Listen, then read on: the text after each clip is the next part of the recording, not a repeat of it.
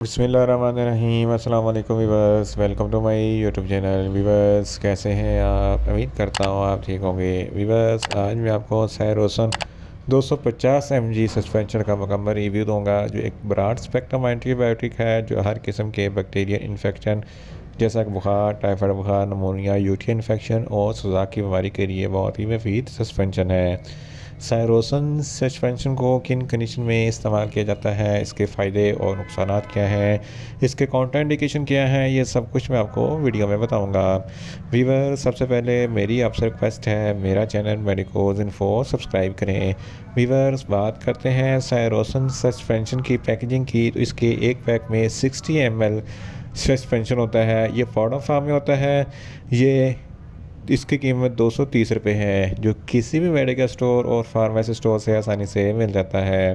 Viewers اب بات کرتے ہیں سائروسن سسپینشن کی فارمولیشن کی، تو اس کی فارمولیشن میں سپروفلوکساسین 250 mg ہوتا ہے اور یہ 125 mg کی سٹرنتھ میں بھی دستیاب ہوتا ہے، جو ہر قسم کے بیکٹیرین انفیکشن کو سٹاپ کرتا ہے۔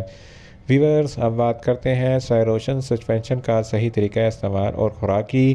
سائروسن سسپینشن پاؤڈر فارم میں ہوتا ہے۔ پہلے پانی کو اچھی طریقے سے بوائل کریں اور ٹھنڈا کریں، اور پانی کو بوتل میں لگے نشان تک ڈال کر اچھی طرح سے شیک کریں تاکہ پاؤڈر پانی میں اچھی طریقے سے حل ہو جائے۔ پھر چھوٹے بچے جن کی عمر 2 ماہ سے لے کر 6 ماہ تک ہے، آدھا چائے کا چمچہ دن میں 2 مرتبہ، اور 6 ماہ سے 1 سال تک کے بچوں کے لیے 1 چائے کا چمچہ دن میں 2 مرتبہ کھانا کھانے کے بعد استعمال کر سکتے ہیں، یا بچوں کے کنڈیشن یا ڈاکٹر کی ہدایت کے مطابق بھی استعمال کروا سکتے ہیں۔ ویورز اب بات کرتے ہیں سائروسن سسپینشن کو کن کنڈیشن میں استعمال کیا جاتا ہے اور اس کے فائدے کیا ہیں۔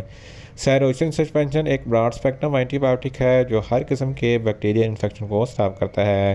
اگر بچوں کو بخار ہے، ٹائیفائڈ بخار ہے یا نمونیا ہے، تو ان تمام کنڈیشن میں سائروسن سسپینشن بہت ہی مفید ہے۔ اس کے استعمال سے بخار، ٹائیفائڈ بخار، نمونیا ختم ہو جائے گا۔ اس کے علاوہ اگر بچوں کے ناک یا کان میں کوئی انفیکشن ہے، تو اس کنڈیشن میں بھی سائروسن سسپینشن بہت ہی مفید ہے۔ اگر بچوں کے گلے میں کوئی انفیکشن ہے، سانس کی نالی میں کوئی انفیکشن ہے، تو اس کنڈیشن میں بھی سائروسن سسپینشن بہت ہی مفید ہے۔ اگر بچوں کے پھیپھڑوں میں کوئی انفیکشن ہے، اپر ریسپیریٹری ٹریک یا لوئر ریسپیریٹری ٹریک میں کوئی انفیکشن ہے، تو اس کنڈیشن میں بھی سائروسن سسپینشن بہت ہی مفید ہے۔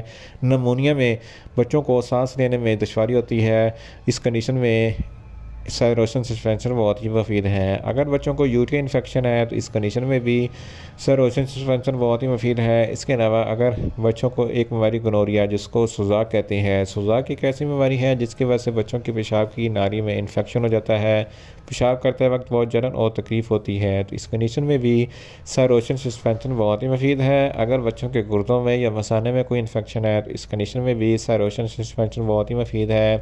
اس کے علاوہ اگر بچوں کے پیٹ میں کوئی درد وغیرہ ہے، تو اس کنڈیشن میں بھی سائروسن سسپینشن بہت ہی مفید ہے۔ اگر بچوں کے اسکن پر کسی بھی قسم کا کوئی انفیکشن ہے، تو اس کنڈیشن میں سائروسن سسپینشن بہت ہی مفید ہے۔ اس کے علاوہ سائنس انفیکشن کے لیے بھی سائروسن سسپینشن بہت ہی مفید ہے۔ ان شارٹ سائروسن سسپینشن ہر قسم کے بیکٹیرین انفیکشن جیسا کہ بخار، ٹائیفائڈ بخار، نمونیا اور یوٹی انفیکشن کے لیے بہت ہی مفید سسپینشن ہوتا ہے۔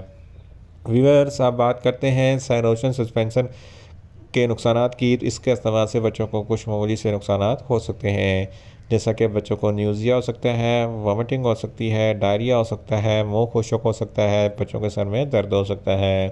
ویورز اب بات کرتے ہیں سائروسن سسپینشن کے کاؤنٹر انڈیکیشن کی، تو ہائپر سینسٹیوٹی والے بچوں کو سائروسن سسپینشن کا استعمال نہ کریں، اور چھوٹے بچے جن کی عمر 2 ماہ سے کم ہے ان کو سائروسن سسپینشن کا استعمال نہ کروائیں۔ جگر کے امراض والے بچوں کو بھی سائروسن سسپینشن کا استعمال نہ کریں۔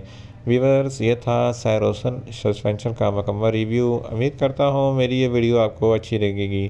میری ویڈیو کو زیادہ سے زیادہ لائک کریں، شیئر کریں اور کمنٹس کریں، اور میڈیسن کے متعلق انفارمیٹیو ویڈیو کے لیے میرا چینل میڈیکوز انفو سبسکرائب کریں، اور ساتھ میں لگے بیل آئیکن کو لازمی پریس کریں تاکہ میری ہر نئی ویڈیو اب تک بر وقت پہنچ سکے۔ ملتے ہیں ایک نئی انفارمیٹیو ویڈیو کے ساتھ۔ اللہ حافظ۔